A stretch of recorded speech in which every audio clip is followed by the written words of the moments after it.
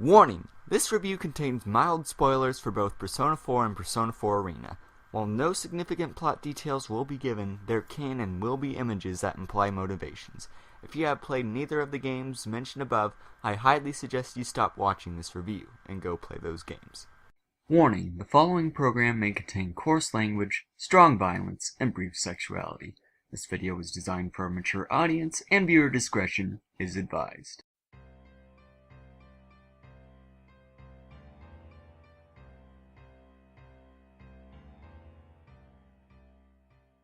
Childe of Shade Reviews, Review Number 9, Persona 4 Arena, Ultimax.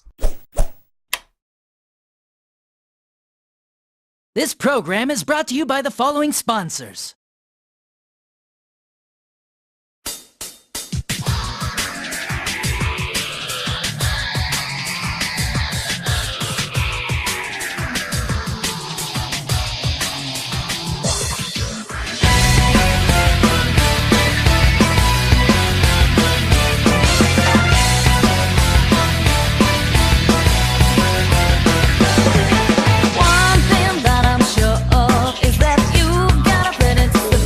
I was never a big fan of fighting games as a child. Besides Soul Calibur 2 and Dead or Alive 2, I just never really got them. To me, those games were fun, yet extremely repetitive, with very meager single-player options and had very little incentives to play beyond that. It's not that I didn't have friends to play them with.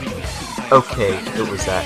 But even then, when I did play it with friends or my brother, we usually gave up and did something else after a few rounds. So it's safe to say that I just never really understood fighting games until early 2013 rolled around, and I was first introduced to a game I hold dear to my heart, Shin Megami Tensei Persona 4.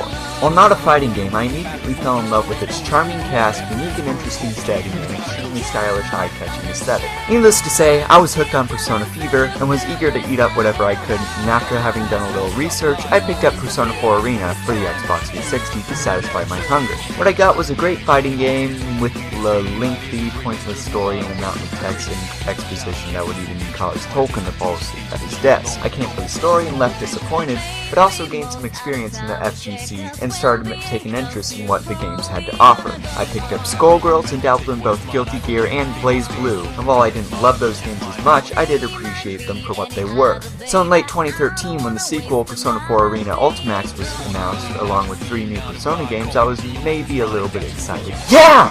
Persona 5! Yeah! Fine, I was extremely hyped to the nth degree. Not only were we getting an expansion to my first serious fighting game, but we were also getting new characters like Hikari and Adachi, plus new stages and balance updates, Screw You Mitsuru, and so much more. As a result, the game launched in September to some critical praise and much anticipation from both Persona fans and Arc System Works fans alike. So does this true version of Persona 4 Arena offer an experience worthy of stopping a god for, or is this shadow an impressive imitation that is nothing but a collective of misery and despair? Ladies and gentlemen, grab your swords, fans, chairs, and bear claws and witness for us firsthand the glorious P1 climax.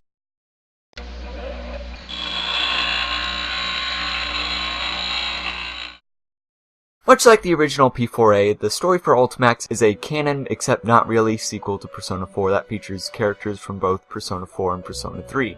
After the events of the first game, the investigation team and shadow operatives are taking measures to apprehend the director of the P1 Grand Prix, when all of a sudden Mitsuru, Akihiko, and Aigis are kidnapped, and the quiet town of Inaba is filled with a blood-red fog. General Teddy appears once again on the TV, telling our heroes that if they want the shadow operatives to come back alive, they must repeat the events of the P1 climax.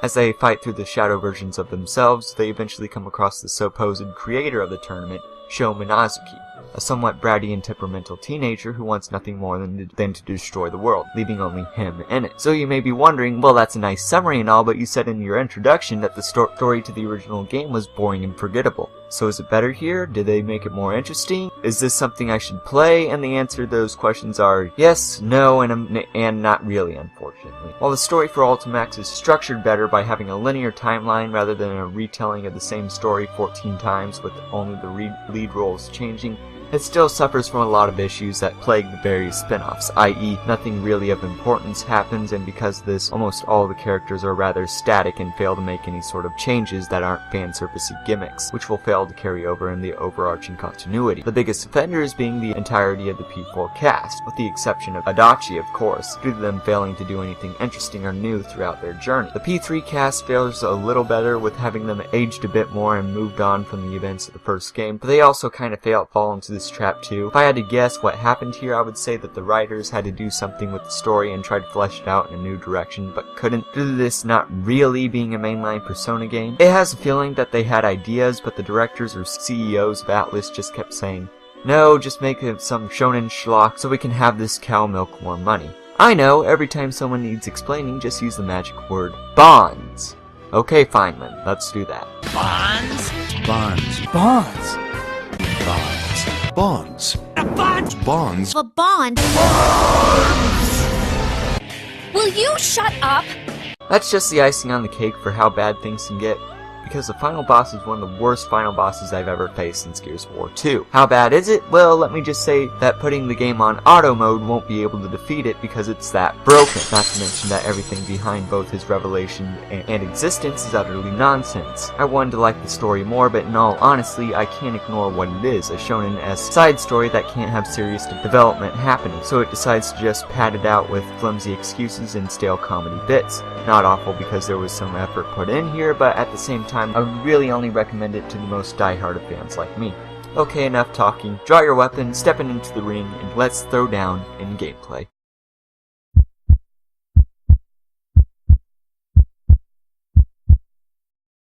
Unsurprisingly, gameplay is the core experience of almost all fighting games, and thankfully, Ultimax is no exception here with a vast variety of modes, characters, collectibles, and other things to help you kill time. I'll start with what is most important, which is controls, and they perform pretty well here. Spellcasting with quarter circles feels easier than ever in Ultimax, and while it may be daunting to newcomers at first, it's response enough to get players out of tight situations. As with the first game, the auto combo system returns, where it allows players to mash the light attack button to automatically perform a combo. While it's not the strongest combo available, it provides players with the ability to do something without stressing over memorizing moves. Like many of Arc System Works games, there's a deep and intricate system for every character, and will take more than a couple rounds for the player to truly understand their character. The new addition for this expansion is the Shadow mode, which almost every character has, and in the case of the plot, they serve as the primary enemies of the game. They largely play exactly the same as their original character, but instead of having an insta-kill or awakening mode, they have an ability called Shadow Frenzy that gives them a free dwindling supply of SP. While it seems useless at first, it can be devastating when put in the right hands. As I said before, each character plays almost completely differently, and there's enough here for people to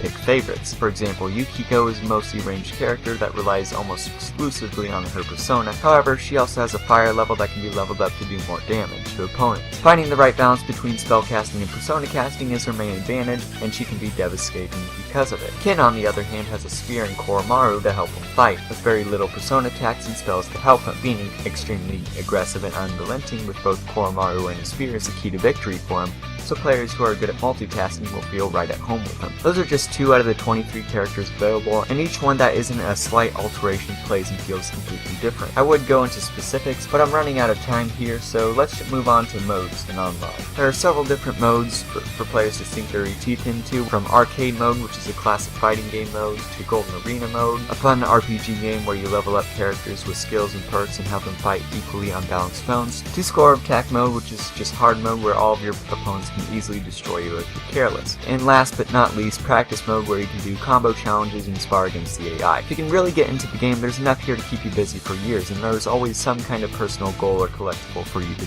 obtain. From navigators to artwork to round calls, even titles, there's plenty to obtain, and if you put enough effort into it, you'll definitely be rewarded. Lastly, there's online mode, which works incredibly well with a new lobby system that's fun and entertaining to traverse, and many options to play with other people on the PS3 version, that is. Netcode holds up pretty well. While there may be slowdown during some matches, it really rarely drops, which is a definite plus in my opinion. Really, I wish I can go into more how accessible the game is while maintaining its deep system that players of all skills can appreciate, or how there's enough there for those players to entertain themselves as they grow along with the game. But I'm running out of time here, and I'll just give you the gist of it and say that the game is incredibly good. Not perfect, but it's pretty much everything I want from a fighting game. Variety, accessibility, and most importantly, something to keep me coming back to, which I still do to this day. With all that out of the way, let's see how bright this game shines by dissecting its presentation.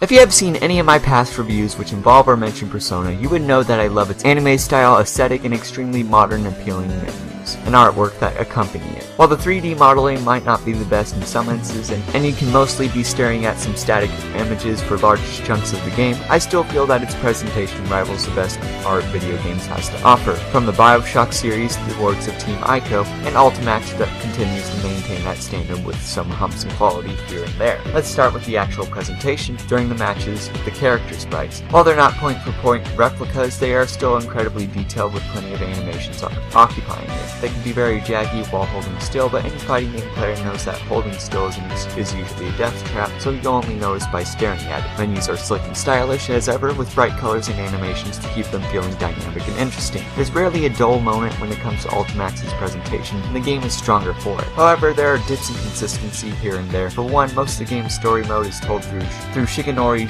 Sojima's fantastic character illustrations in the visual novel sections. Yet during these sequences, where something important is happening, it switches to poor illustrations done by A1 Pictures that aren't terrible, but do look worse when compared to Sojima's style. Speaking of A1 Pictures, they also did the various cutscenes throughout the game, and though they aren't eye-bleedingly bad, well, let's just say they can reach Persona 4 animation levels of quality sometimes. But those are only small parts of the game, and after you beat the story mode, so much time is going to be spent in online or training or golden arena mode that more than likely you'll forget all about those moments and just enjoy the experience. All in all though, Ultimax is a great looking game with its downfalls coming from the single player experience. By no means amazing, but still maintains a level of polish and elegance that many games strive for and completely fail at. Hear that? Musette is singing solo. Let's listen to what she has to say about sound.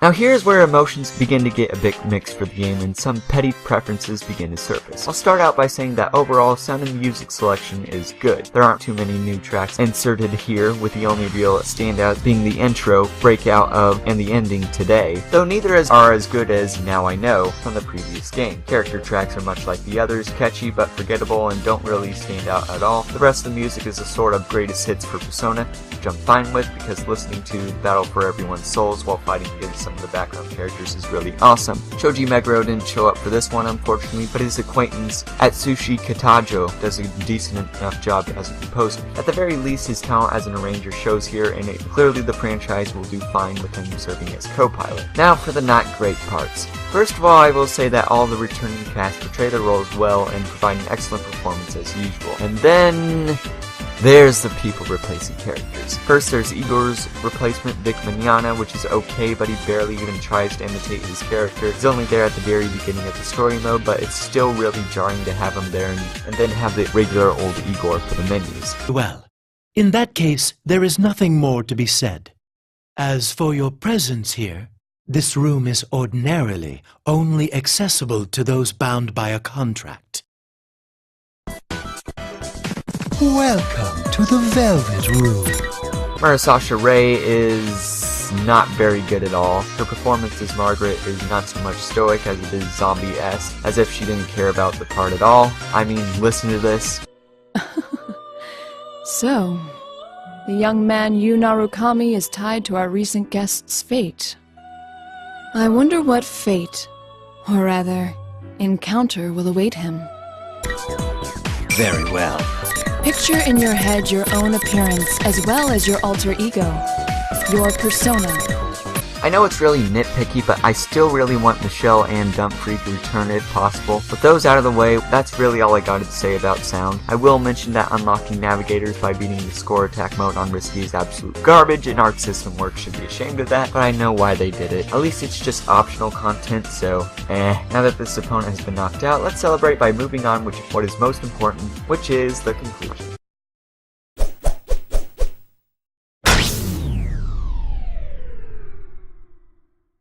In many ways, Persona 4 Arena Ultimax is a great if somewhat flawed game, and while I want to praise it more for what it does right, unfortunately a lot of things hold it back from being a great fighting game that will be remembered throughout the ages. I suppose that everything it does right is all that matters when it comes to fighting games, but at the same time, its missteps can turn off people with passing interest in both fighting games and Persona. Though that's not to say that I hate this game, in fact I love it, and I want to play it for as long as it's alive. It's an expansion on my favorite fighting game of all time, and really that's all I want for it. Hopefully our Arc System Works will learn from the mistakes here, and if they ever come back to do another sequel, they can build upon what makes this game great. But it's a solid, easy to pick up fighting game that features a cast I can care deeply about and love for it. So after destroying all of the shadows, collecting their fragments, defeating a spoiled brat, and being surprised by a completely stupid left field revelation, I've decided to give scores to story, gameplay, presentation, sound, and overall enjoyment of the game appropriately. Starting with story, which gets a rather meh 5.0 for trying yet failing in a lot of areas. Next there's gameplay, which gets a spectacular 9.5 for being accessible and having a ton of content for players to wrap their heads around. Presentation gets a great 8.5 for being a sleek and modern fighting game that's only held back by some inconsistent art direction. Sound gets a good 7.0 for being a nice compilation of previous Persona games, but having some, shall we say, jarring voice acting here and there. Lastly, there's enjoyment, which gets a sublime 9.0 for being a blast to play and providing enough for me to play with for years to come. Tallying all these scores together, I ultimately pass judgment on Persona 4 Arena Ultimax and give it a great 80% and give the recommendation to buy it. Despite its problems, Ultimax is a fantastic fighting game, only held back by its rather lackluster story. And if you have a love or interest in Persona and you want to see what makes this series so great, definitely pick this one up. So you may be wondering, well, how do I acquire this game, Childe? Luckily, Persona 4 Arena Ultimax has been licensed by Atlus unsurprisingly, and is available from major retailers and suppliers including but not limited to Best Buy, GameStop, Amazon, and Walmart. If you want a good idea of what to purchase the game for, it's usually around $40 to $50 new. However, Amazon is selling the PS3 version of the game for $25 as of this recording, December 25th, 2014. This review was done with both the Xbox 360 and PS3 versions of the game, although I am going to go on a tangent here and tell you to buy the PS3 version. Why? Because the Xbox community is quite literally dead and the PS3 community is much more active. If possible, please buy that version. For other game recommendations, well, I'm kinda at a loss here because I haven't played a whole lot of fighting games since I originally played Persona 4 Arena, but I'll give you the gist of it and start with Skullgirls, an equally entertaining 2D brawler that is both beautiful and entertaining to play.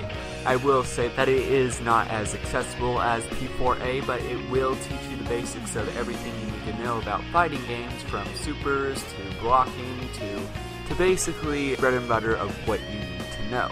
As I said, not the most accessible, but the tutorial is one of the best I've ever played, and it will teach you how to play competitively. For another game, JoJo's Bizarre Adventure All-Star Battle. Why? Well, honestly, because I can't think of anything else that's a brand name fighting game that's kinda good, and even then there's those who will tell you that it's not great.